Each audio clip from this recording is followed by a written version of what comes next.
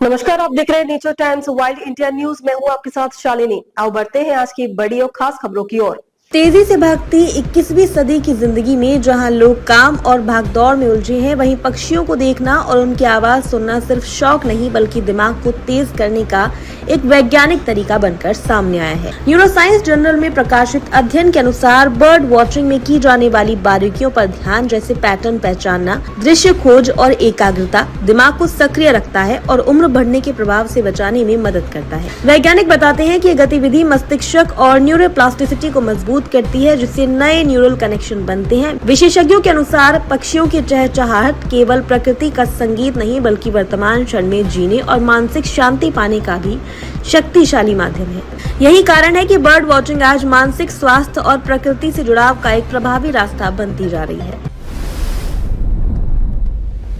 श्री गंगानगर में घायल शिखाधारी शाही यानी हिस्ट्रिक्स इंडिका के रेस्क्यू ने वन विभाग की जमीनी तैयारियों पर गंभीर सवाल खड़े कर दिए हैं। सूचना मिलने पर भगत सिंह रेस्क्यू टीम ने शाही को बचाकर वेटरनरी हॉस्पिटल पहुंचाया और बाद में वन विभाग को सौंप दिया, लेकिन विभाग के पास उसे रखने के लिए न पिंजरा था, न जाल और न ही कोई व्यवस्था।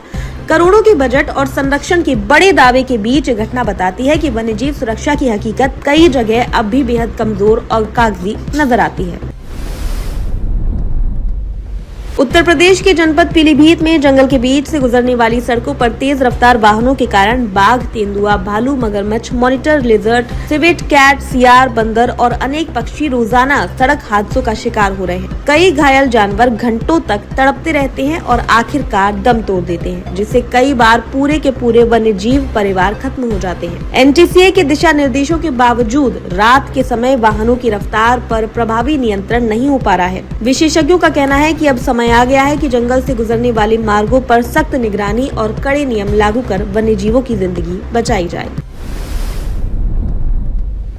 पश्चिमी राजस्थान के किसान परिवार से निकली उमा व्यास ने संघर्ष और सेवा की अनोखी मिसाल पेश करते हुए राजस्थान प्रशासनिक सेवा यानी आरएएस में चयन हासिल किया है। पिता ने खेत की मूंग बेचकर उनकी पढ़ाई कराई। उमा पहले सरकारी अध्यापिका बनी, फिर पुलिस सब इंस्पेक्टर और अब प्रशासनिक सेवा तक पहुंची। पर्यावरण संरक्षण में भी उनका योगदान उल्लेखनीय है। श्री कल्पतरु संस्थान से जुड़कर वे 22,000 से अधिक पौधे लगा चुकी हैं और ग्रीन बचपन अभियान जैसे कई अभियान चला रही हैं। संयुक्त राष्ट्र पर्यावरण कार्यक्रम के पूर्व प्रमुख एरिक सोलहेम सहित अंतर्राष्ट्रीय मंचों पर भी उनके प्रयासों की सराहना हुई है, जिससे उमा व्यास आज बेटियों और पर्यावरण संरक्षण दोनों के लिए प्रेरणा बन गई है। जयपुर की राजस्थान इंटरनेशनल सेंटर यानी आरआईसी में 13 मार्च 2026 को प्रोस्पेक्ट्स ऑफ चीता growth in India lessons from the Tanzania wilderness विषय पर विशेष व्याख्यान आयोजित होगा। शाम 5:30 बजे से शुरू होने वाले इस कार्यक्रम में वन्यजीव विशेषज्ञ सुनयन शर्मा भारत में चीता संरक्षण की संभावनाओं और तंजानिया के जंगलों से मिले अनुभव साझा करेंगे। कार्यक्रम में हाईटी विस्तृत व्याख्यान और प्रश्न उत्तर सत्र भी होगा। राजस्पैन के सहयोग से आयोजित ये जिज्ञासा टॉक सीरीज का हिस्सा है, जिसमें वन्यजीव संरक्षण के महत्वपूर्ण पहलुओं पर चर्चा की जाएगी।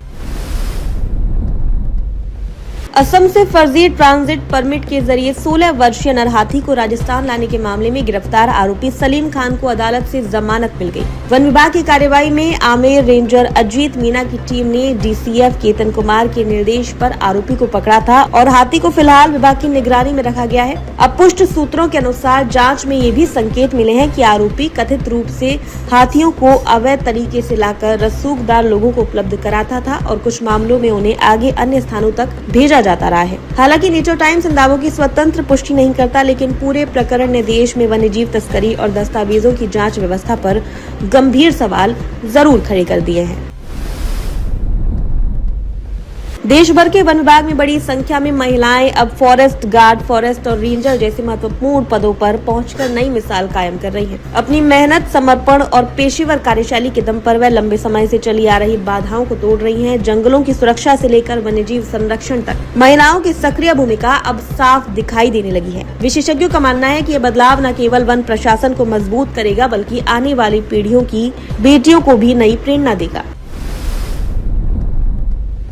गर्मियों के मौसम में सारिस्का टाइगर रिजर्व के वाटर होल बाघों को देखने के सबसे प्रमुख स्थान बन गए हैं, जहां प्यास बुझाने आए टाइगर पर्यटकों और फोटोग्राफरों को रोमांचित कर रहे हैं। कभी बाघों से पूरी तरह खाली हो चुका सारिस्का आज सफल टाइगर पुनर्वास की मिसाल बनकर उभरा है। दिल्ली के सबसे नजदीकी टाइगर रिजर्व के रूप में भी सारिस्का की पहचान तेजी से बढ़ रही है। विशेषज्ञ मानते हैं कि परियोजना भारत में वन्यजीव संरक्षण की एक बड़ी और प्रेरणादायक सफलता कहानी बन चुकी है।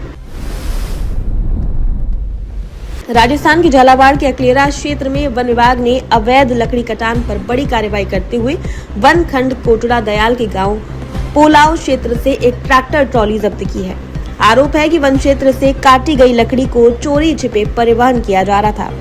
उप वन संरक्षक सागर पवार के निर्देश पर क्षेत्रीय वन अधिकारी राजेंद्र मीणा और उनकी टीम ने मौके पर पहुंचकर कार्रवाई की। वन विभाग का कहना है कि जंगलों में अवैध कटान और तस्करी पर सख्त निगरानी जारी रहेगी। महाराष्ट्र में भीषण 45 डिग्री तापमान के बीच पिछले 4 महीनों से 21 से अधिक तेंदुओं को पिंजरे में रखे जाने की खबर ने वन्यजीव संरक्षण को लेकर गंभीर बहस छेड़ दी है। वन्यजीव प्रेमियों और पर्यावरण कार्यकर्ताओं का कहना है कि इतनी गर्मी में धातु के पिंजरों में कैद रखना जानवरों के लिए बेहद कष्टदायक हो सकता है।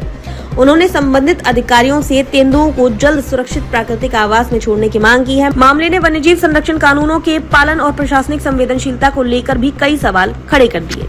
ऐसे ही लेटेस्ट अपडेट पाने के लिए हमारे चैनल को लाइक, फॉलो, सब्सक्राइब करें और बेल आइकन दबाना ना भूलें। अगर आप हमें फेसबुक, ट्विटर या इंस्टा के माध्यम से देख रहे हैं तो हमें कमेंट करें। धन्यवाद।